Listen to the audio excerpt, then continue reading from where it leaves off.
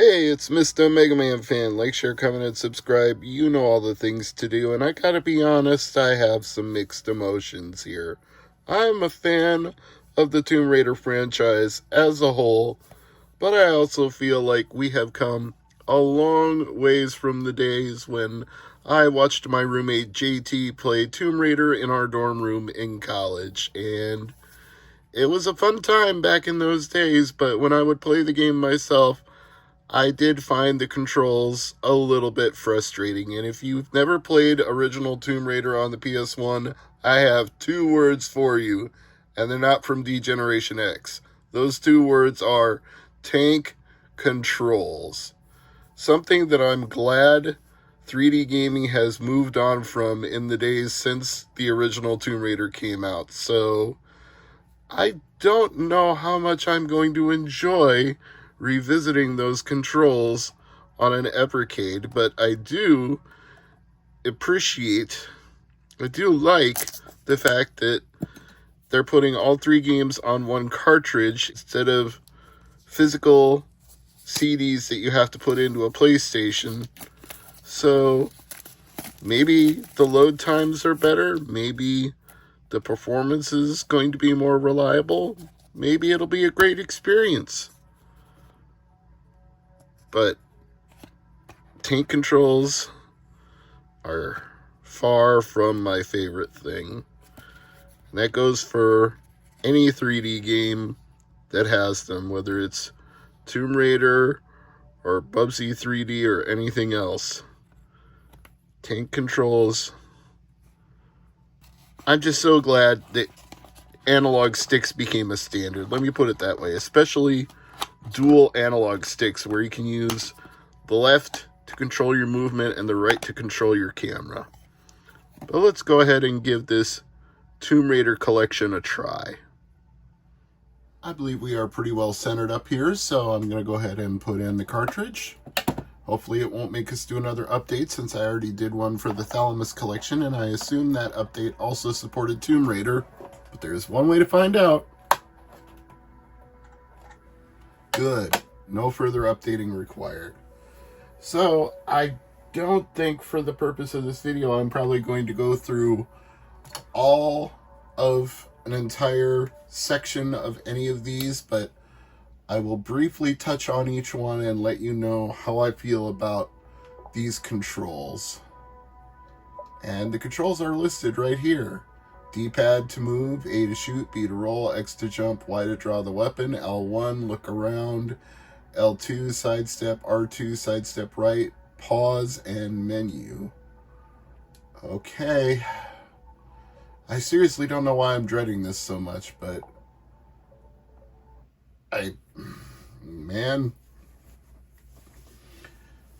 gaming has come a long way in the last almost 30 years. Getting close to 30 since original Tomb Raider, but we're not quite there yet. Between 25 and 30. 1996, so we're at 28 years then.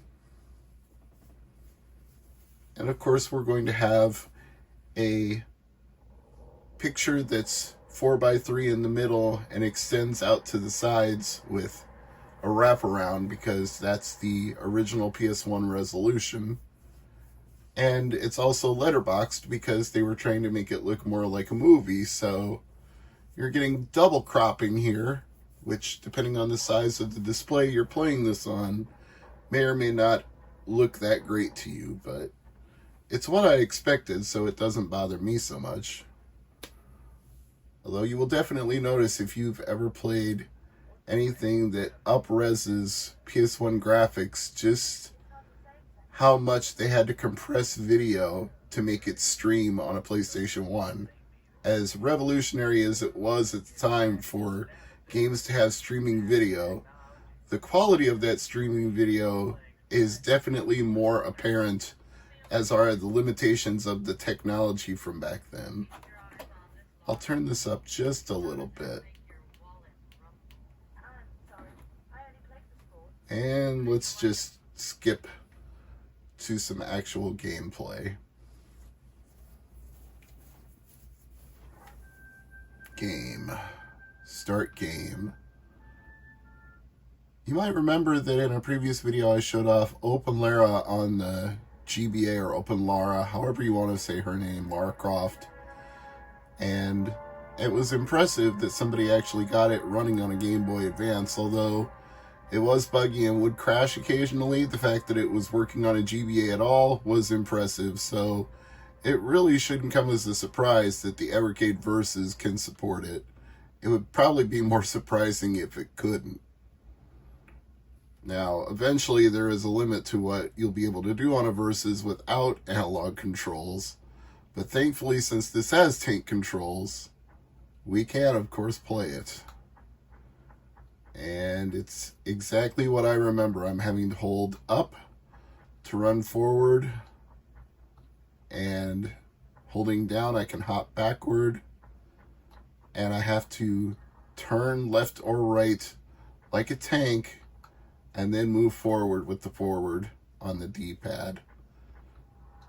I mean, in some ways you can understand tank controls when they were used back in the day, because that was just the limitations of the controllers. Analog controllers weren't common back then, so they were like, how do we maneuver a character in a 3D space without analog controls to move? And that was the choice they had to make. But it always feels like you're pointing someone in a direction and pushing them from behind. It doesn't really feel like you're running through an environment. It feels like you're driving a tank, which is why they say tank controls, because that is the natural limitation of this play style. Is you just point someone in a direction and push up, and they move in that direction. There we go. Just have to tap A while you're facing something you can climb, and she climbs it. Okay, now what was the one to draw the weapon again? Y, draw holster weapon. Okay.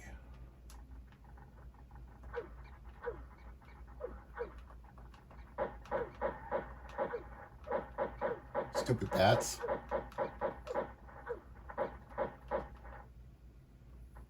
That drained a lot of my health. And I'll have to holster the weapons, I assume, to climb up anything else. Well, that only took one shot, and the last time it took a whole bunch.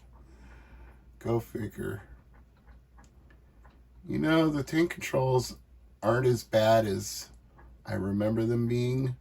Probably because I have enough nostalgia for Tomb Raider that I'm actually enjoying this right now. Still not my preferred way to play a game, but it's alright. I'm not completely hating it. So let me save this and we'll take a quick look at the other Tomb Raider games in this collection. The performance seems really good. I can't complain about that in any aspect. Tomb Raider 2. It's kind of funny to play these games without the PS1 startup sound and chime and all those familiar logos and the disc spinning noise and all the things you expect. In some ways, that is part of the charm of the PlayStation 1, is that experience of hearing the disc spin and seeing the Sony PS1 logo. But for convenience and speed, I guess you really can't beat this. Control, screen adjust, sound, game. Let's just go right to the game. Continue. New game.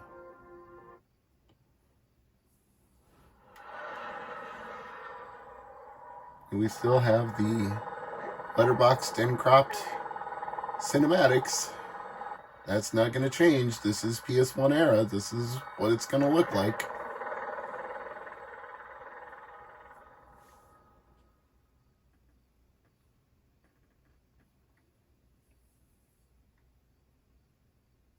Some loading, but I think it's pretty much unarguable that it's faster than loading would have been on an actual PS1. And here we are again with tank controls running through an area. Although the graphics seem a little more pixelated and less polygonal than Tomb Raider 1. Maybe that's just my eyes fooling me, but it feels that way.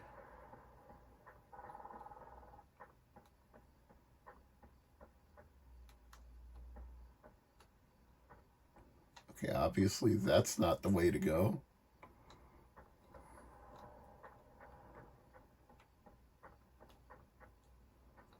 Which is the right way to go here? It's a good question. I really don't know. It's been so long since I played this.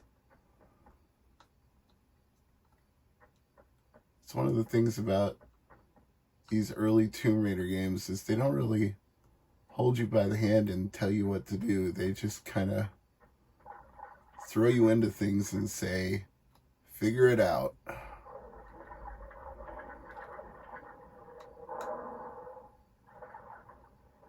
Like here, can I go swimming here? It sure feels like you should be able to. Oh, something's coming. Better be careful. But yeah, I can go this way.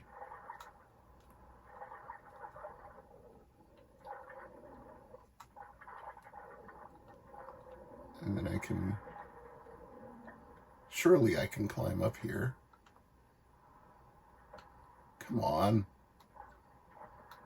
That looks like it's easily within grabbing range for her. Yeah, that's more like it. There's definitely an angry tiger down there. Don't feel like messing with that. So let's go this way instead. It is pitch black. You are likely to be eaten by a grue.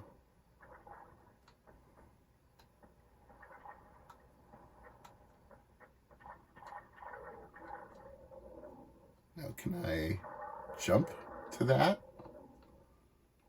I can try. And no. So now I have to deal with the tiger. I don't have a choice. I didn't want to kill you. You forced my hand, game. Alright, Tomb Raider 2. You've seen it. It works. And now we can take a look at Tomb Raider 3. You know, if you're a fan of Tomb Raider, this is probably the most convenient way to play 1 through 3 in one sitting other than an emulator and a PC. But if you wanted to experience it in a consoleized form, this is definitely going to give you your fix. And I might even suggest that if there's a good wireless controller, this could really be great on a bigger screen than the one I'm playing it on. Now, I haven't had luck plugging in like 8BitDo dongles and using them with Evercade Versus. That was reputed to be a thing you could do, but I've never had any luck getting anything other than the original Evercade controller to work. So if your experience is different than mine and there's a good wireless USB controller that you can plug into the Versus, please let me know in the comments. You know, go ahead and reply and tell me which one you use with your Evercade Versus, and then I'll go ahead and use that one myself. Game. Load game. New game. More Lara Croft. More adventures. More tombs to raid. more quests to go on. She's our female Indiana Jones. Dun, dun, dun, dun, dun, dun, dun, dun, dun, dun, dun, dun. This time we seem to be in a polygonal jungle.